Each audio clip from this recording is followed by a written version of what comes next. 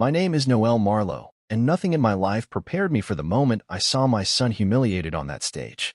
The spring sunlight had slipped through the high windows of North Grove Middle School's auditorium, illuminating rows of folding chairs packed shoulder to shoulder with families, teachers, and students clutching programs and popcorn.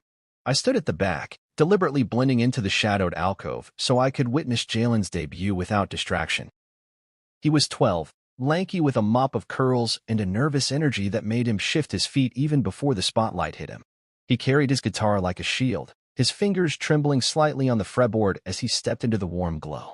My chest swelled with pride at the sight of him, my boy, finally brave enough to honor the grandfather he adored by playing Simple Man, the song Harold had taught me years ago.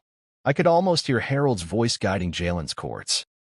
Two hesitant strums rang out, crisp and hopeful, and then the unthinkable happened.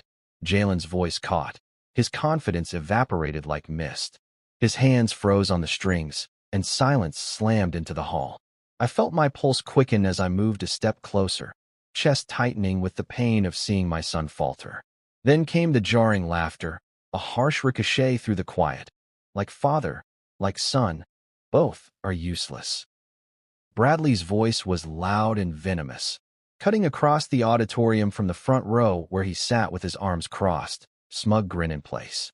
I surged forward, my heart hammering, but before I could reach him the scene escalated. Bradley rose, storming toward the stage with the recklessness of someone who believed bloodlines gave him license to harm. He grabbed Jalen's arm with iron strength and, in one swift motion, slapped him hard enough that the guitar twisted in Jalen's lap and his cheek reddened instantly. A collective gasp rattled through the audience, followed by a teacher's scream. My knees went weak. Shame and rage collided inside me, threatening to erupt. From the wings, Harold's smug smirk gleamed under the lights, and his voice carried clear. Well, he needed to learn some shame. Shame. The word hung in the air, heavy and poisonous, as though it were an edict rather than an insult. What none of them realized was that Jalen's jacket microphone was live, and the humiliating slap, Bradley's cruel laughter, Harold's cold remark all streamed through the speakers to every corner of that crowded auditorium and beyond. Instantly, I knew that the moment would be seared into every mind present and every household listening on the district broadcast. Adrenaline blurred my vision as I rushed up the side stairs to the stage, weaving past stunned students and frozen staff. I reached Jalen first. He stood rigid, eyes wide, guitar dangling forgotten in his hands. His face was flushed, tears brimming as he stared at Bradley, the man who'd struck him. Without thinking, I pulled Jalen into my arms, tucking him close and feeling the tremor of his body against mine. "It's okay, son," I whispered, though my own voice cracked. "It's okay." He buried his face in my suit jacket, and I felt the wet warmth of his tears. Bradley hovered, chest heaving, his face a mask of fury and indignation that erupted into a shout. "You can't just swoop in." But I didn't wait to hear more. With a determined bark, I turned and led Jalen down the steps, my other arm shielding him from the jeers already rising from the crowd. My eyes met Harold's across the stage, smirk nowhere to be found, replaced by surprise. And in that instant, I understood something fundamental. The silence I'd maintained for the sake of family harmony had protected monsters. Bradley, emboldened by status, had believed he could strike my son without consequence. Harold, perched in silent approval, had surrendered his moral compass for pride. But the live mic meant the district heard everything. Every ounce of cruelty was recorded. As Jalen and I reached the backstage curtain, I knelt, drawing him into my arms. His small body shook with sobs, his guitar abandoned on a case strewn with cables. I brushed damp curls from his forehead and spoke words I knew he needed. "You were extraordinary up there. You had the courage to try. They will remember your bravery far more than their cruelty." He looked up, tear-streaked, and whispered, "Why would Uncle Bradley do that?" My chest tightened again, anger coiling like a spring. "Because he's afraid to be seen," I said softly. "But we won't let shame be his weapon anymore." I hugged him until his breathing slowed. Behind us, the auditorium remained a cacophony of outrage and whispers. I stood, scooping up Jalen's guitar and keys. "Let's go home," I said, voice firm. "We have work to do." As we walked out into the cool afternoon air, I knew this was only the beginning. They had humiliated my son, but they had also ignited something powerful in me. Protecting Jalen was no longer enough. It was time to wield the power I'd quietly amassed through Plan Indigo and make sure that justice and dignity would finally have their stage. I carried Jalen across the threshold of our home with his guitar case dragging behind us, every footstep echoing like a drumbeat of rage in my skull, and when I laid him gently on the couch his body trembled with silent sobs that shook my own chest. For in that moment, I understood the depth of his pain better than any words could convey. Isla hovered in the doorway, arms folded, face pale and tight, with the same reluctance I had seen so many times before when family discord threatened to erupt, and she said in a hushed tone, "It's family business. Don't blow this out of proportion," as though shielding Bradley and Harold from accountability were more important than protecting our son. But I recognized beneath her words the dread of scandal, the fear that our carefully constructed image would crumble if the truth came to light. And I found that I could no longer bear her silence, because quiet had never been my weakness but her weapon, a velvet glove concealing an iron fist of complacency that allowed cruelty to fester unchecked. So I kneeled beside Jalen, brushing his curls back from his forehead and whispering, "You are safe now, and you did nothing wrong."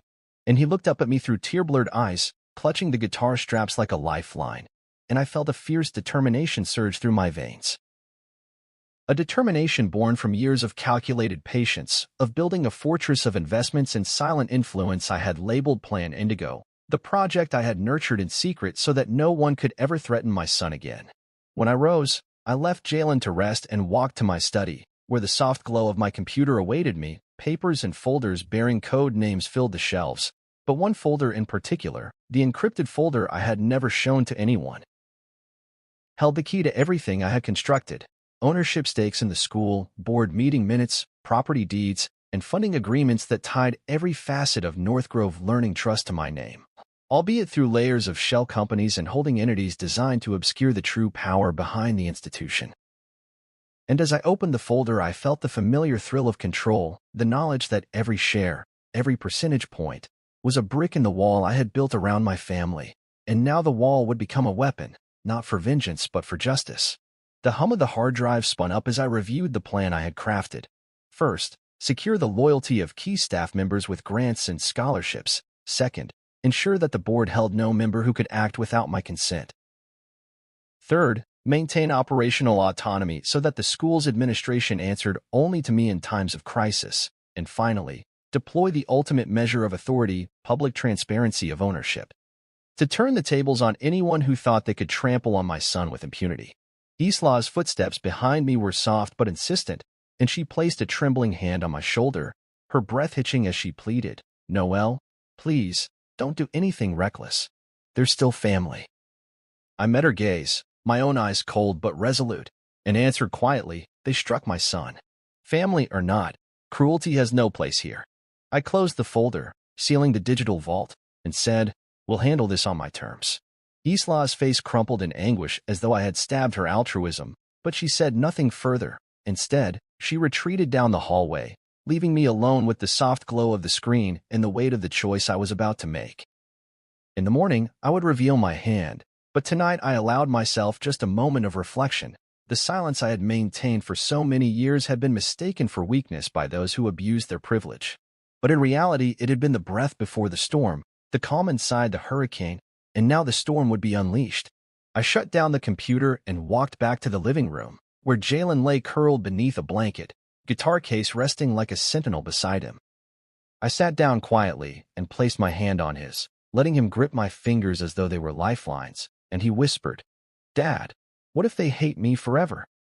My throat tightened, but I held his gaze firmly and replied, "They will learn to respect you, and if they refuse, they will stand alone."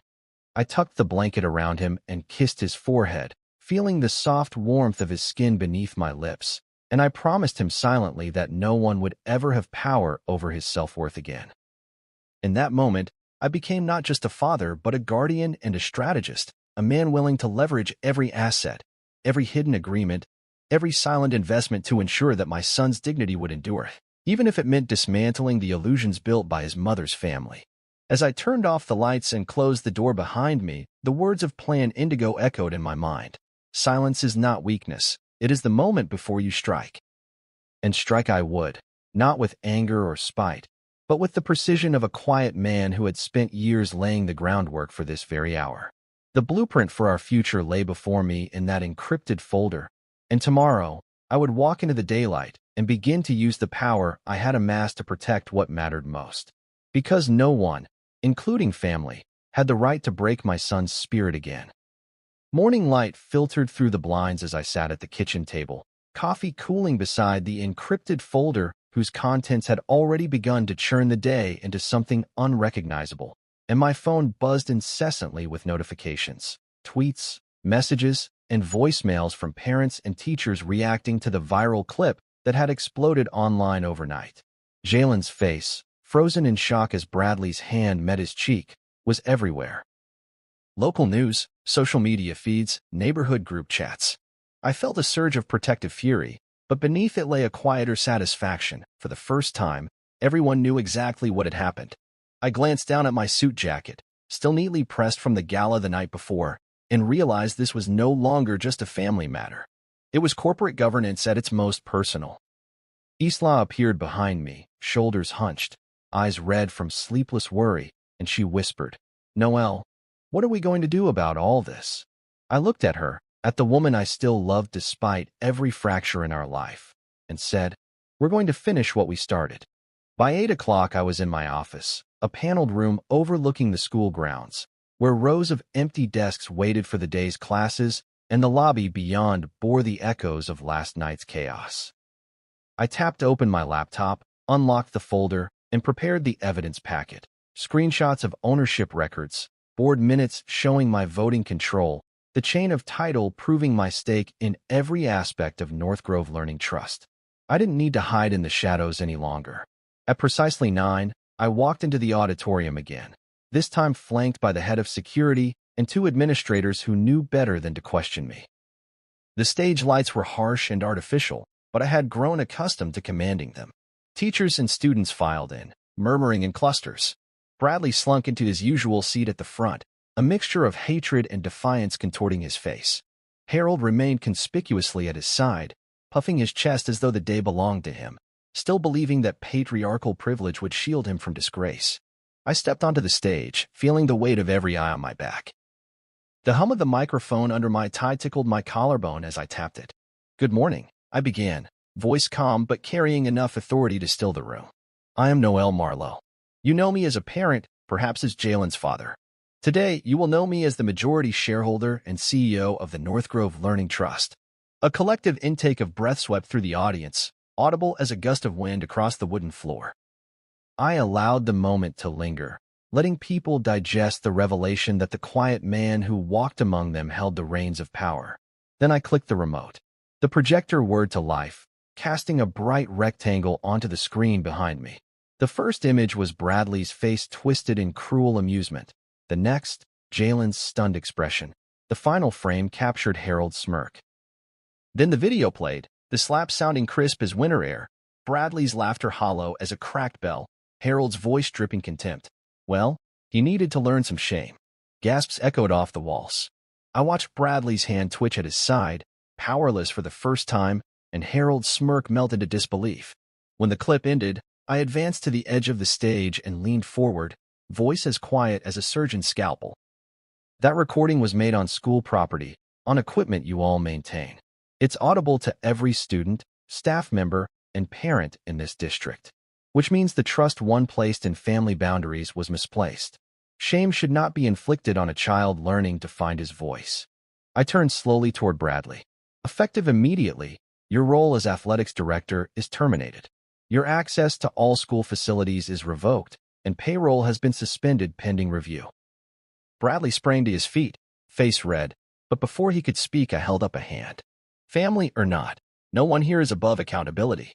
Then I looked to Harold. "As trustee emeritus, you have neglected your advisory duties for years.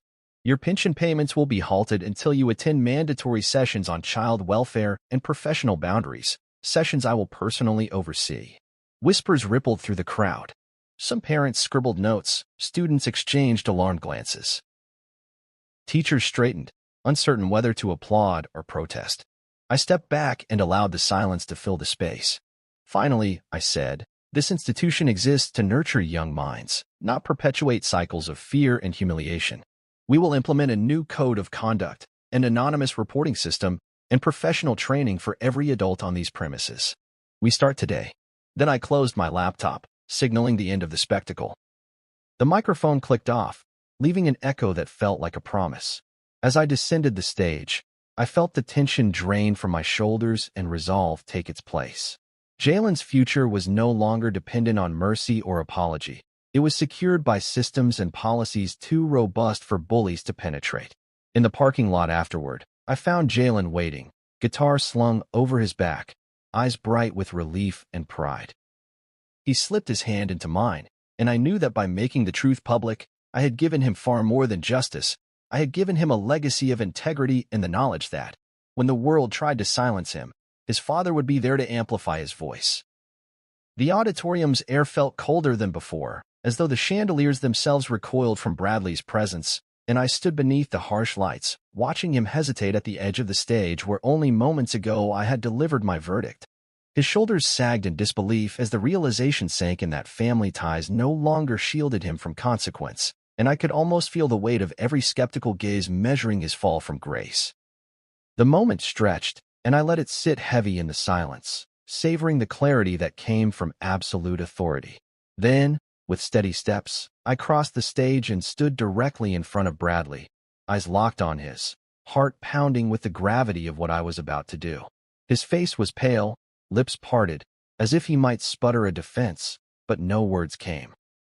I reached into my jacket pocket and pulled out the official termination notice, crisp and stamped with the seal of North Grove Learning Trust. The paper felt cool against my fingertips, a tangible symbol of the power I had wielded behind the scenes for so long. I slid it across the polished wood podium. "Bradley," I said, voice calm but carrying the weight of steel under velvet, effective immediately, "you were relieved of your duties as the athletics director of North Grove Learning Trust. Your access to all school facilities and digital systems is revoked, and your pay has been frozen pending an audit of your conduct." I paused to ensure he read every line, to let him feel the finality of each word. He snatched the paper up and read it aloud, voice cracking on the words "frozen" and "revoked." A murmur rippled through the audience. Teachers exchanged glances. Students leaned forward. Parents whispered fervently. I held up a hand to still the rising clamor. "Family or not," I continued, "no one in this institution is exempt from our commitment to safety, respect, and integrity. Your behavior last night was unacceptable, and I will not tolerate anyone who inflicts shame on our children." Bradley's jaw tightened, and he stammered, "You can't do this. I'm family." His plea hung in the air, desperate and hollow. I met his gaze evenly.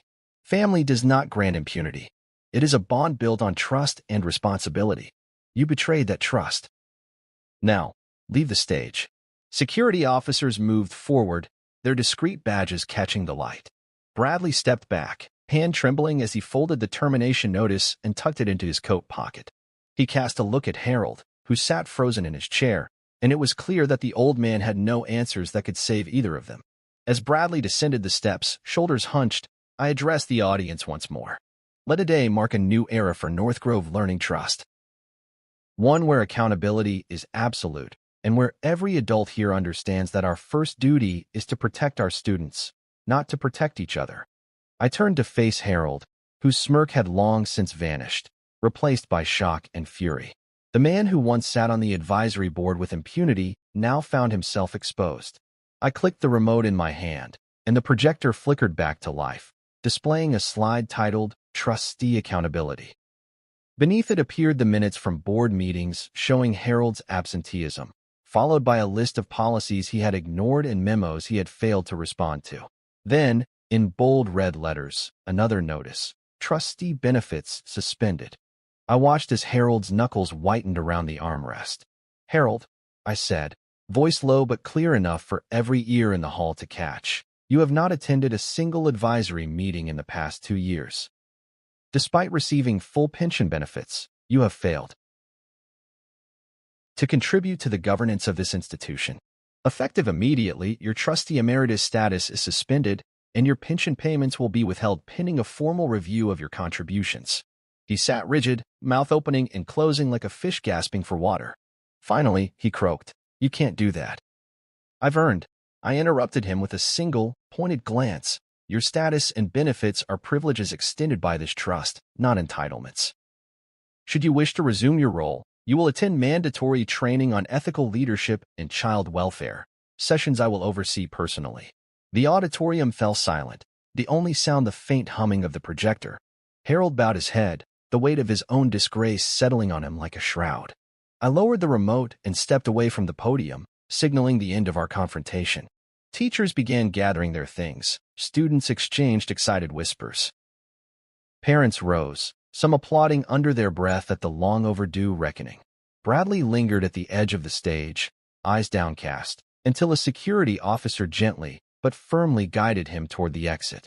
I watched him go, feeling a surge of relief and sorrow intertwined. Relief that justice had been served, sorrow at the ruin of familial bonds that once seemed unbreakable. Yet I knew this was necessary. I had promised Jalen a fortress of protection, and no one, no matter their relation, would be allowed to breach it again. As the crowd dispersed, I gathered my jacket and notes and walked off the stage with measured steps, greeting teachers who offered nods of gratitude and parents who extended silent, supportive smiles. In the hallway, the head of security approached. "Sir, the board wants to meet this afternoon to formalize your actions." I nodded. "Arrange it, and prepare the documentation for public release." He saluted and departed. I found Isla waiting by the exit doors, hands folded, eyes brimming with tears and pride. She opened her mouth, as if to speak, but no words came. Instead, she reached for my hand and squeezed it. I squeezed back, feeling the solidity of our alliance in that simple gesture. Together, we walked out into the spring sunshine, the weight of what had happened still heavy, but the promise of a new beginning shining bright. Beneath the veneer of victory lay the real work. Rebuilding trust, implementing safeguards, and ensuring this school became the safe harbor I had vowed it would be. And I would not rest until every child within these walls knew they had a father and a school leader who would stand between them and the storm. They wasted no time spinning the narrative once they were forced off the stage. That same afternoon, Harold appeared on WNGT Talk Radio, his voice trembling with indignation as he painted me as an overreactive son-in-law and Bradley as a victim of a hypersensitive school administration. I listened from my office, arms folded across my chest, as he insisted that the slap was a tough love lesson meant to buck Jalen up for life's harsh realities. He tried to portray Jalen as the real bully, claiming my son had been showboating on stage, taunting his own family, and provoking Bradley's necessary correction. His words slithered through the airwaves like oil, seeking to stick to any listener naive enough to accept his version. Meanwhile, Bradley uploaded a clarifying video to his social channels, in which he sat in a dimly lit living room, wrists bared to show there were no bruises, and spoke in measured tones about forgiveness, family misunderstandings, and the pressures of performance anxiety. He feigned regret for the publicity but couched it in self-pity, claiming his own reputation had been unfairly tarnished. Students forwarded me screenshots of comments under his post. Dozens of supporters rallying behind him, calling him the real casualty and urging that Noel Marlowe's power play be exposed. I watched each clip, each post, each attempt to rewrite history, and felt the familiar rise of protective fire. They thought that by controlling the narrative, they could smother the truth. They were wrong. That evening, Isla found me in the study, where the soft glow of multiple screens displayed graphs of social sentiment analysis and news mentions. She bit her lip, eyes rimmed red, and whispered, "They're destroying our son's reputation." Her words landed like stones in my chest. "They're trying," I said, voice low, "but they're fighting against facts." I tapped a folder marked Evidence Archive and opened a subfolder labeled Pattern of Abuse. In it were emails from Bradley to colleagues boasting of his discipline tactics, memos from Harold dismissing teacher complaints about favoritism, and recordings of confidential board discussions in which they treated Jalen and other students as liabilities. I turned the screen toward Isla. "Look," I said gently, "they've been doing this for years, disguising cruelty as mentorship, smothering dissent with threats of disgrace." She leaned in, scrolling through the documents, and her face drained of color. "Why didn't you show me any of this?" she asked, voice trembling. I closed the folder. "Because until now, they stayed under the radar. But when they struck Jalen on stage, they revealed themselves completely. Now everyone can see their legacy of cowardice." Isla nodded, wiping a stray tear. That night I drafted a statement for the press, not an apology or a retraction, but a declaration of truth. I uploaded it to our official school portal and social channels. A brief preamble reminding the community of our mission, followed by hyperlinks to the viral clip and the evidence archive. I closed with an invitation for any staff, student, or parent who had experienced cover-ups or intimidation to come forward, promising full confidentiality and immediate investigation. By morning, the statement had spread beyond the district, picked up by local news outlets hungry for a story about power, privilege, and generational conflict. Reporters filed Freedom of Information Act requests for the board minutes I had shared, and anchors debated on live television whether family ties should ever override a child's right to safety and respect. I watched from home as Isla paced the living room, phone in hand, fielding calls from her side of the family begging her to intervene, to ask me to show mercy and let bygones be bygones. My wife arrived at noon, standing in the doorway of my study, shoulders squared despite the turmoil in her eyes. "Noelle, please," she said, voice firm. "You're destroying them, my father and my brother. Can't you just call this over?" I closed my laptop and met her gaze. "I'm not destroying them," I replied. "They destroyed themselves the moment they believed they could shame my son, and then silence me. All I'm doing is making what was hidden visible." She shook her head, tears brimming. "They're still my family." My heart ached for her divided loyalties, but my resolve held. "They mistook quiet for weakness," I said softly. But quiet was never my weakness. It was the foundation of the reckoning. The following day, an unexpected message arrived. A handwritten note slipped under my front door in an unmarked envelope. I recognized the handwriting immediately, Harold's spidery script. The note read, "Noelle, you were right. I failed my grandson and my daughter. My apologies cannot undo my mistakes, but I hope they can be the first step toward healing. I understand if you cannot forgive, but I hope, in time, Jalen will." I stood in the foyer, the note trembling in my hand. Forgiveness was not mine to grant, nor was it the point of this exercise. Justice was. But even justice, administered with cold precision, needed a human face. I tucked the note into my jacket pocket and sent a brief reply via secure channel. "I accept your apology. Healing is earned, not given. We will speak when Jalen is ready." In the days that followed, more voices joined the chorus. Former students came forward with stories of favoritism, intimidation, and humiliation that Bradley and Harold had inflicted over years, stories that had never seen daylight until now. Teachers provided sworn affidavits of complaints they had filed but which board leaders had ignored. The local school board convened an emergency session to vote on new governance measures, and the superintendent publicly announced an independent audit of Northgrove Learning Trust practices. Through it all, Jalen watched from the sidelines, his curiosity mixing with cautious hope. One evening he asked me, "Dad, did you know all this has been happening?" I knelt beside him on the couch, brushing the curl from his forehead. "I suspected," I said, "but I found the proof because I refused to let the shame become the story." He nodded slowly, eyes bright. "I'm sorry they did that to me." I hugged him tight. "They did it. You didn't deserve it." But sometimes, the hardest thing is showing people that their cruelty has consequences. As Chapter 5 closed on our shared victories and ongoing battles, I realized that exposing a legacy of cowardice was only the beginning. The real work of rebuilding trust between families, staff, and the entire community lay ahead. But for the first time, the path forward was lit by unflinching truth, and I knew we would walk it together. The morning air was crisp and carried the faint scent of damp grass as I drove onto campus, feeling the tension in my chest tighten like a vice. By now, the fallout from Bradley and Harold's disgrace had rippled through every corner of Northgrove Learning Trust, and I knew today's assembly would determine whether our community would embrace true accountability or retreat into whispered defenses. As I stepped out of the car, I straightened my tie and set my jaw.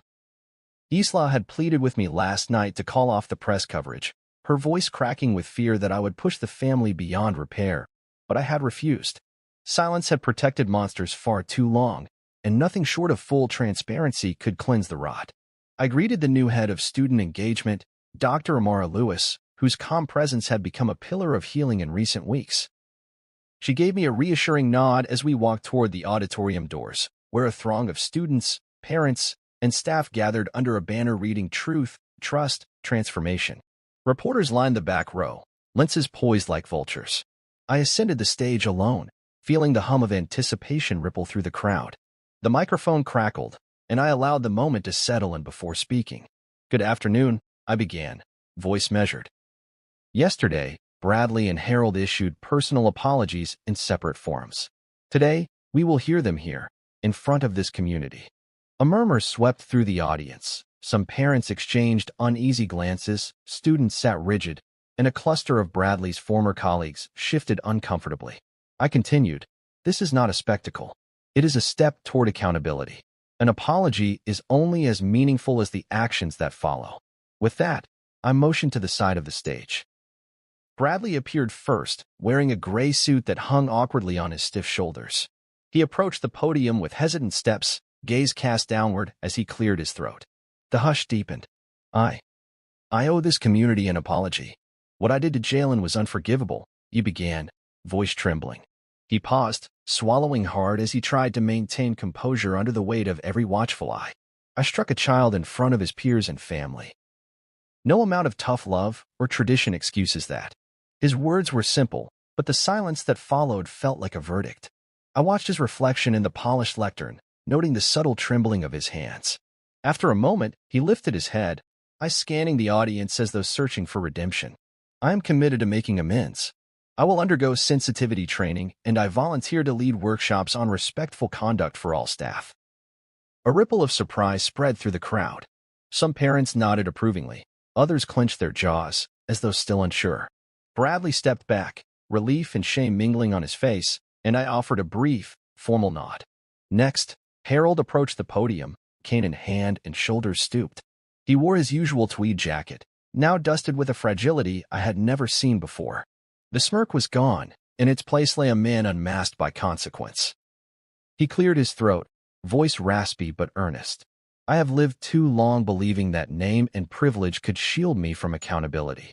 I see now how that belief harmed my grandson, my daughter, and this entire community." He paused, closing his eyes as though gathering courage. "I apologize to Jalen, to Noel, and to every student who deserved better from me. I will serve on the advisory board again only if I can commit to attending every meeting, supporting every student, and mentoring with compassion rather than condescension." I watched the assemblies of emotions on his face, regret, humility, and a flicker of hope. As he stepped away, a few teachers quietly applauded, and I sensed a cautious optimism taking root. Stepping back to the center of the stage, I raised a hand for silence. "Thank you, Bradley and Harold, for those words. An apology is the first step. The next step is sustained change." I clicked the remote in my hand, and the projector flickered to life with a new slide titled Accountability Actions. Beneath it appeared bullet points: mandatory conduct workshops, anonymous reporting channels, board attendance requirements, periodic reviews of trustee and staff performance, and a community oversight committee that included parent and student representatives. Each item was carefully worded, reflecting months of planning hidden behind Plan Indigo's framework. I spoke deliberately. "These measures will take effect immediately. They are non-negotiable. We will not rely on goodwill alone. We will embed accountability into our operations. Anyone, regardless of title or family ties, who violates these standards will face swift review." A ripple of approval surged through the audience. Cameras clicked. Parents exchanged relieved glances. Staff straightened with renewed pride, as though a weight they didn't fully acknowledge had lifted from their shoulders. Students leaned forward, some whispering excitedly among themselves. I felt the electricity of transformation crackle in the air. Then, to close the assembly, I offered a final promise. I pledge to this community that silence will never again be my default. I will continue to listen, to act, and to uphold a culture where every voice matters, regardless of age or relation. Today, we turn a corner, from covering up shame to cultivating strength. I clicked the remote off, stepped down from the podium, and made my way through the aisles, shaking hands and exchanging nods. I paused by Jalen, who sat with Isla on a front row bench, his eyes shining with pride. He hugged me tight, whispering, "You did it, Dad." I squeezed him, feeling every ounce of fatherly love and satisfaction. As the crowd dispersed, I joined Dr. Lewis in the hallway. She offered a knowing smile and said, You made them speak their truth today. I nodded, heart full. And now we build on it, I replied. The corridor buzzed with conversation about new policies and fresh starts. Parents and students clustered around the tables where counselors and administrators stood ready to assist. Reports of the assembly spread across social media within minutes, framed as a model for institutional accountability nationwide. I paused at the exit, taking in the scene. A community engaged, empowered, and no longer shackled by fear. In that moment, I understood that justice was more than retribution. It was the creation of a culture where respect and transparency thrived. Isla appeared beside me, leaning into my arm. "Thank you," she said softly. I kissed her forehead gently and replied, "Thank you for trusting me when I refused to stay silent." Together, we walked into the spring sunlight, ready to face whatever challenges lay ahead. Confident that with truth, trust, and unwavering resolve, North Grove Learning Trust would become the fortress of voice and integrity we envisioned. By the time Monday rolled around, the tremors of our reckoning had rippled far beyond the auditorium walls, and I found myself waking before dawn with Jalen's question echoing in my mind. Were we prepared for the fallout they never saw coming? The night before, I had reviewed the overnight media coverage. Articles on news websites, threads on parenting forums, segments on morning talk shows, and everywhere I looked, my family's scandal was the centerpiece. Reporters quoted experts debating the responsibilities of school owners, lawyers speculating on liability, and community members weighing in with hashtags like #ProtectOurKids and #accountability over privilege. I scanned the comments beneath a particularly scathing op-ed, smiling when I saw a parent write, "No more closed-door deals." This is the transparency we needed, and a teacher add, "I feel safe telling the truth now." Yet amid the praise there were warnings. Critics accusing me of abusing my power, claiming that I had weaponized corporate control for personal vengeance. Some dubbed my actions a hostile takeover of the family, and others questioned whether any apology from Bradley or Harold was genuine or merely coerced by fear of financial ruin. As I sipped my black coffee in the kitchen, Isla appeared with steaming mugs, her eyes weary from sleepless nights spent fielding calls from both sides of her divided family. She placed a hand on my shoulder and whispered, "You knew this would spill over. Are you ready for the next wave?" I nodded, feeling a swell of resolve. "The truth always carries a cost," I said, "but silence has an even greater one." Later, in my office, I convened an emergency meeting with the school's leadership team.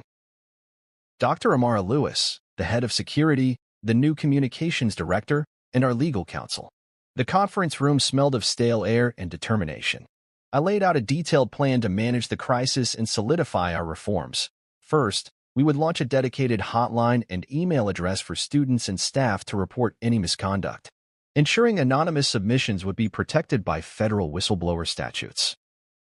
Second, we would publish monthly transparency reports detailing incidents, investigations, and resolutions. Third, we would host community forums in each district school, inviting parents, students, and staff to voice concerns and suggest policy improvements. As I spoke, I felt the familiar surge of control. Plan Indigo had evolved from a private shield into a public blueprint for institutional integrity, and I watched the team take notes, their faces alight with purpose. By mid-morning, the first challenge arrived. A former colleague of Bradley's from the athletic department sent a letter threatening litigation on Bradley's behalf, claiming wrongful termination and defamation. The letter was courteous on its face, but laced with legalese and the promise of a costly settlement. I skimmed the letter, feeling neither surprise nor regret. This was an inevitable maneuver from a man who believed he could bully his way through consequences. I forwarded the letter to our counsel with instructions to draft a firm response outlining our documented evidence and to prepare for discovery requests. Then I turned my attention to a technical crisis. The school's website had been flooded with fake accounts posting inflammatory comments, demanding Bradley's reinstatement and accusing me of corporate overreach. Our communications director recommended a temporary shutdown of comment functions, while the IT manager proposed a firewall to block suspected trolls. I weighed the risk of appearing censorious against the necessity of maintaining a constructive dialogue. "We will disable comments but replace them with a moderated forum," I decided. "We won't silence voices, but we will ensure civility and truth." By lunchtime, I walked through the hallways of North Grove Middle School, greeting students and teachers who offered quiet nods of solidarity. A cluster of sixth graders waved enthusiastically. One held a handmade sign reading, "Marlowe means accountability." I lifted the sign with a grin and whispered, "Keep speaking up." A teacher caught my eye and mouthed, "Thank you." Each gesture reminded me that the stakes were not just my family's reputation, but the safety and dignity of every child who passed through these doors. In the principal's office, I paused before a framed photograph of Jalen at last year's science fair, smiling beside his grandfather. The memory stung, the warmth of family diluted by betrayal, but also fueled my conviction: no child should ever face humiliation in silence. I straightened and walked out, determined to weather the storm. That afternoon, the local school board held its emergency session. I attended publicly, sitting in the back row rather than behind the dais, to demonstrate transparency. As the board chair summarized our reforms, I watched Harold and Bradley sit at a separate table, shoulders slumped, faces drawn. Neither addressed the board directly. Instead, they listened as parents read testimony about past abuses and as administrators detailed the new oversight measures. When the vote came to formally adopt our accountability policies, it passed unanimously. Applause rose, echoing through the chambers, and I felt a surge of vindication tempered by the gravity of the moment. It was not a triumph over family, but a triumph of principle over privilege. On the drive home, Isla reached over and clasped my hand. "They never saw this coming," she said softly. "No, they never did," I replied. That evening, Jalen bounded down the hallway to greet me with a clammy hug. He had spent the day with Dr. Lewis, helping her interview classmates for the student engagement program. "Dad," he said, eyes bright, "kids told me they felt safe talking to me. They want to help change the school, too." I held him tight, pride and love coursing through me. "You started this, son. You gave everyone permission to stand up." As I tucked him into bed, he asked, "Will Uncle Bradley ever come back?" I paused, considering the right words. If he truly learns to respect others and works to earn that trust, then maybe one day. But only if he shows up and asks with humility, not entitlement. He nodded, eyes heavy with sleep, and whispered, "I understand." After I switched off the light, I sat in the quiet living room reflecting on our journey. From a single slap that echoed across the district to a community galvanized by accountability, the fallout had been fierce: legal threats, social media storms, family fractures, but through it all we had upheld our values and emerged stronger. I realized that the aftermath of reckoning was not just about punishment, but about renewal, a rebirth of the institution we had built brick by brick. Tomorrow would bring new challenges, perhaps endless debate, perhaps more attempts to rewrite history. But tonight, I felt the satisfaction of knowing we had reshaped our destiny. The truth would continue to resonate, a clarion call that even the most entrenched systems could be transformed by one father's refusal to let silence stand in the face of injustice. And with that thought, I rose, switched off the last lamp, and prepared to rest, ready to face whatever came with unwavering resolve and the knowledge that our legacy was now in the hands of a community empowered to speak its truth. I walked onto the freshly painted courtyard just as the morning bell rang. The sound of sneakers on concrete and animated chatter of students greeting each other filling the air with a sense of energy I had not felt before this storm began. And in that moment, I realized the transformation I had spearheaded was no longer an abstract ideal, but a living, breathing reality. The banners reading, "Your voice matters," and "Speak up, stand strong" fluttered gently in the spring breeze, their bold lettering a testament to the new era we had ushered in. As I stepped through the gates, I paused to admire the changes: the bright mural painted by students on the sidewall, depicting a phoenix rising from embers, symbolizing our collective journey from humiliation to empowerment. The cluster of rumor trees, small saplings where students pinned anonymous notes about concerns or suggestions for improvement. The statue of Lady Justice in the center circle, holding scales balanced with books and a microphone, reflecting our commitment to fairness and free expression. I ran a hand along the polished bronze plaque at the statue's base, engraved with the school motto we had adopted: "Fortress of Voice and Integrity." It felt warm under my fingertips, as though the plaque itself pulsed with the heartbeat of every student who had found their courage here. I breathed deeply and proceeded toward the main entrance, where Dr. Lewis waited, clipboard in hand and a welcome smile on her face. "Morning, Noelle," she said, her tone warm but professional. "We have a new counselor joining today, and a freshman orientation group eager to share feedback on the anonymous reporting system." I nodded, the weight of my office suddenly light with pride. Let them in, I replied, and we strode together through the doors, passing hall monitors who greeted us with coordinated nods, a subtle signal we had established to reinforce community solidarity. Inside the lobby, I noticed a bulletin board featuring testimonials from students and parents. One read, "I used the hotline to report bullying." 2 days later, I saw changes. Another declared, "I felt safe for the first time."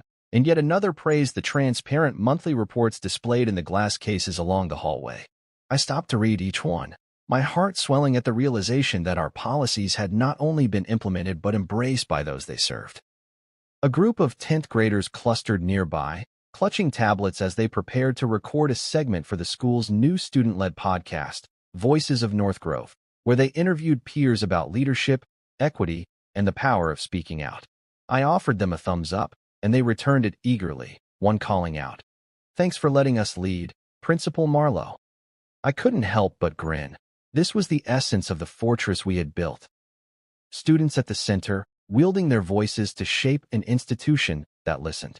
As I approached my office, I passed Bradley, now volunteering in the after-school sports program as part of his rehabilitation. He nodded awkwardly, eyes downcast, carrying 2 basketballs as he guided a group of younger students demonstrating shots.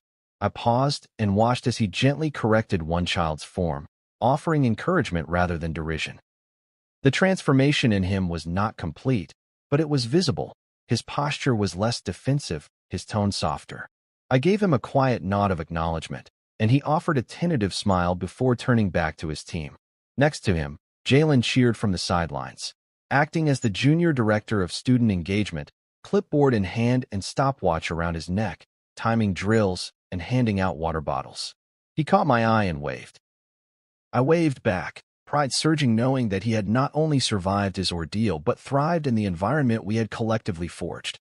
Inside my office, I settled behind my desk stacked with policy proposals, parent questionnaires, and academic plans.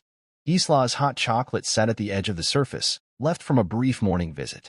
I sipped it and reviewed the day's agenda. A meeting with the Community Oversight Committee to refine quarterly goals, a lunch with the Student Leadership Council to discuss peer mediation training, and an afternoon session with the board to finalize our budget for expanded counseling services. Each item was a tangible step forward, a guarantee that our fortress remained dynamic and responsive. The door opened, and Dr. Lewis entered with a file folder labeled "New Counselor Onboarding." She smiled and said, "We've got great candidates. Their backgrounds in trauma-informed care align perfectly with our vision." I leaned back and nodded thoughtfully, feeling the solidity of our team's commitment. "Let's bring them in," I said. She sighed in relief. "This place has become a magnet for passionate educators." I shrugged modestly. We offered a sanctuary for voices long suppressed. Unsurprisingly, people drawn to that mission want to be here. After she left, I rose and walked to the window overlooking the courtyard. The rumor trees now bore dozens of brightly colored notes, and small clusters of students huddled beneath them, reading or adding their own thoughts. One senior girl paused to read a note thoughtfully, then tore off a blank slip and wrote something new, pinning it carefully. I thought of the boy who had first slipped his anxious note onto the tree weeks earlier, his quiet plea for a safe space to discuss grief after losing a parent. And how the counseling staff had responded within hours, setting up a support group. That was the power of our policies, swift action feeding genuine change. My phone buzzed with a text from the board chair, confirming that our next public transparency report would feature metrics on hotline usage, counseling sessions, and staff training completion rates. The text ended with, "Your leadership is transforming North Grove into a model for schools everywhere." I paused, reflecting on the journey from a single, humiliating incident to this thriving ecosystem of accountability and care. It had demanded unwavering resolve, the willingness to wield influence for good, and the courage to expose uncomfortable truths. But watching this fortress of voice take shape, I knew every sacrifice had been worth it. I pocketed my phone and prepared to dive into the day's work. As I left my office, I passed through the hallway where students paused to greet me with smiles and respectful nods. A teacher intercepted me to say, "Thank you for listening," and another added, "You've changed our lives." I nodded, gratitude warming my chest. In the music room, the guitar club convened, laughter, and chords weaving through the air, a stark contrast to the silence that once dominated these halls. I lingered to hear Jalen's gentle introduction of a young student preparing for her first performance, proof that our fortress of voice protected the creative spirit as much as it shielded the vulnerable. Exiting into the bright afternoon sun, I surveyed the campus one last time before heading to the Oversight Committee meeting. The fortress we built was not made of stone or steel but of policies, people, and an unshakable belief that every voice deserves to be heard. And as long as I served as its guardian, no force, neither fear nor tradition, would shutter its gates again. The holiday lights had barely been taken down when Isla approached me in the study, her eyes haunted by the unspoken conflict between loyalty and justice. She stood framed by the soft glow of the desk lamp, shoulders squared but trembling ever so slightly, as though she carried the weight of two worlds on her back. "Noel," she began, voice tight, "I need to talk about Christmas." I looked up from the spreadsheet I'd been drafting, budget allocations for expanded counseling services, and saw the sorrow etched into her face. She continued, "My parents have invited me to spend the holidays at their house. They say they're working on forgiveness. They want a fresh start." My heart clenched. The very idea that she would subject herself again to the people who had publicly shamed our son made me ache for her, and for Jalen, who would be left to celebrate without his mother. I set the papers aside and gestured for her to sit. "They hurt Jalen," I said quietly. "They hurt our family." Isla nodded, tears glinting in her eyes. "I know, but they're still my family. And Jalen is our son." I thought time and their apologies might heal something. The fatal lure of time and apologies, I realized, was exactly what had allowed the legacy of shame to fester in the first place. But I also understood the complexity of her ties. Her upbringing, the years of filial duty, the hollow notion that blood should supersede morality. I rose and walked to the window overlooking the courtyard, now silent beneath a blanket of fallen leaves, the rumor trees bare but still standing as silent sentinels. "Isla," I said without turning, "if you go back there, you'll be stepping into their world again. One misstep, one tone-deaf comment, and our reform can unravel." She flinched, and I knew I had struck a chord of fear she hadn't fully acknowledged. "I'm not asking them to live here," she replied, voice thick with resolve. "I just want to see if we can find peace." Peace. The word tasted bitter on my tongue, tainted by the memory of humiliation. "Their version of peace," I said, "is reconciliation on their terms. They haven't earned ours." She wiped an errant tear and pressed her fingertips to her lips. "What about me?" she whispered. "I'm torn between the sister and daughter I was raised to be and the wife and mother I chose to be." In that moment, I saw beyond the spouse whose trust one had shattered and rebuilt into something stronger. I saw a woman caught between contradictory duties, each demanding loyalty. I closed the distance between us and took her hands in mine, feeling the trembling beneath her skin. "You have the right to choose," I said softly. "But know this. You will never find true peace in a house built on shame. Jalen deserves consistency, dignity, and the assurance that his parents stand united in protecting him." She drew a shaky breath, pressing her palms into mine. "I don't want to choose sides, Noel." "Then choose right," I replied. "Choose the side that honors your vows, not your lineage." The room fell silent but for the soft hum of the city beyond the window.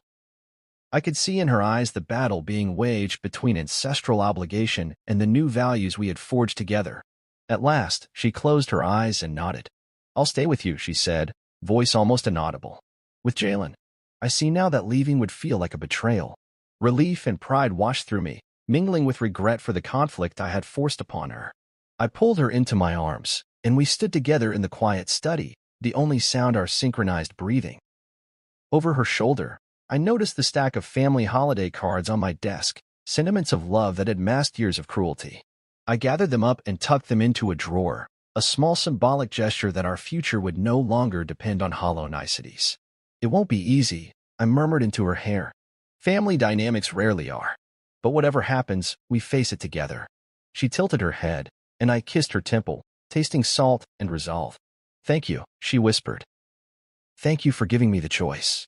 In that moment, I understood that power without empathy was empty, and that our fortress of voice and integrity would only stand if we honored each other's voices, even when they trembled between duty and conviction.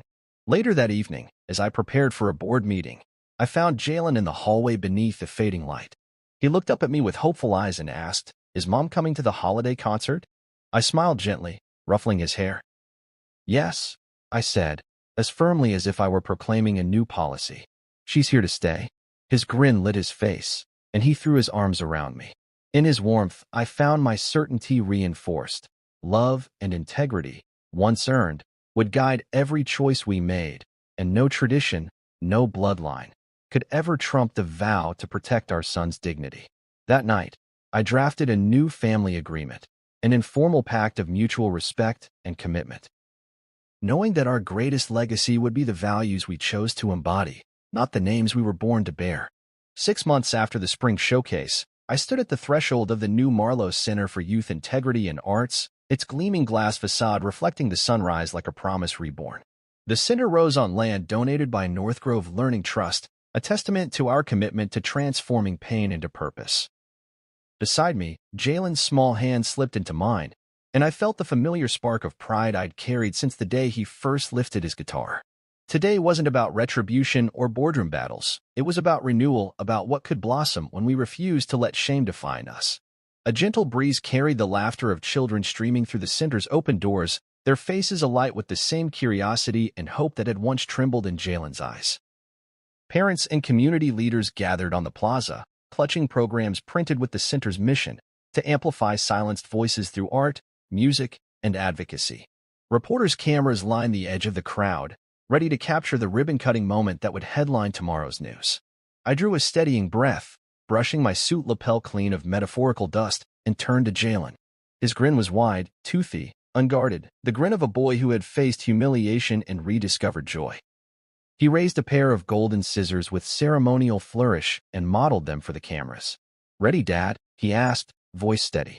I nodded, knelt to his level, and whispered, "Let's open the future." Together, we cut the ribbon, its red strands falling away like the last vestiges of old injustice. Applause roared across the courtyard as the crowd surged forward, entering the center's vaulted atrium bathed in natural light. Inside, murals painted by students lined the walls. Images of phoenixes rising, of microphones balanced on scales, of hands reaching toward open skies. A wall of photographs captured moments of courage. Jalen performing his first song post-reckoning, students pinning notes on the rumor trees, teachers standing up for bullied peers. I ran my hand over the frame of a large photo showing Bradley and Harold at their public apologies, side by side, yet worlds apart. A reminder that accountability can force people to face their worst impulses and sometimes transform them. I led Jalen through the exhibit, watching his eyes track every detail. He paused before a sculpture of a girl holding a paintbrush like a sword, colors splashed across her canvas battlefield. She said art saved her voice. Jalen translated quietly. I squeezed his hand. "It saves all our voices." We continued to the performance hall, where rows of chairs awaited the opening showcase. Student musicians, poets, and storytellers prepared backstage, hearts thrumming in unison. As we took our seats, Isla slipped in beside me, her smile radiant in the warm glow of the stage lights. She leaned in, pressing her cheek to mine, and whispered, "We built this from ashes." The word "we" echoed like a vow, a family, once fractured, now united by purpose. The first performer, a soft-spoken sophomore, walked on stage and recited a poem about reclaiming identity after betrayal. Her words wove through the hall like threads of light, and I watched as parents wiped tears and students nodded in solemn recognition. When she finished, I felt a charge of emotion so powerful it nearly stopped my breath. Jalen turned to me, eyes shining. "This is why you did it, Dad." I swallowed back pride and regret alike, remembering the long nights of strategy and the darker moments of doubt. "This is why we all did it," I said. The night unfolded as a tapestry of triumph, a jazz trio honoring resilience, a painting workshop for adults still healing, and a closing piece. A collaboration between former critics and advocates, symbolizing that even those who had erred could become allies in restoration. As the final notes faded, I stood and joined the standing ovation, my gaze sweeping the audience, students, families, even Bradley and Harold, seated quietly in the back row, their expressions inscrutable but present. Afterward, as most guests departed under a starlit sky, I walked the empty halls with Jalen, our footsteps echoing on polished floors. He paused before the rumor tree display, a new installation where fabric strips bore handwritten commitments to speak up and act kindly. He added his own slip. I promised to protect others. I read it and placed my arm around his shoulders. And I promised to keep listening. In that moment, I understood that true legacy wasn't about commands or power. It was about creating spaces where voices could rise unafraid. The center we opened was more than brick and glass. It was the culmination of a journey from a single slab to a community fortified by integrity. And as father and son stood together in that quiet building, we knew our work would never truly end, but neither would our hope.